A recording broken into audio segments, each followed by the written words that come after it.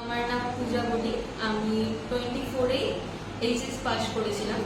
তো আমার financial problem অনেকটা ছিল বলে আমি আমার ইচ্ছা ছিল যে বিটেক বা টেকনোলজি করা, তো আমি সেটা করতে পারছিলাম না। ফার্স্টে আমি একটা কলেজে ট্রাই করি, কিন্তু ওটাতে যে অ্যামাউন্টটা চাই সেটা আমি দিতে পারতাম না।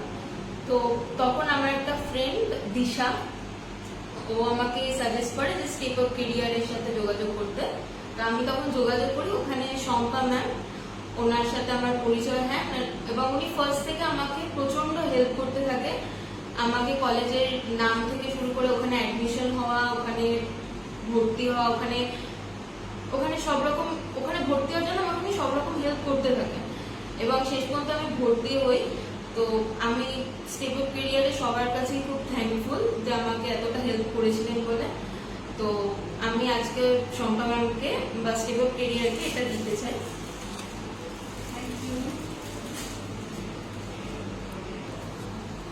তো অনেকেই কলেজে ভর্তি হয়নি বা ভর্তি হওয়ার কথা ভাবছো, তো স্টেপ অফ কেরিয়ারে যোগাযোগ করলে সবাই সব রকম ভাবে হেল্প করতে পারে। এটাতে সবারই খুব হেল্প হয় এবং আমার মনে হয় এটা করলে সবারই সুবিধাটা হবে।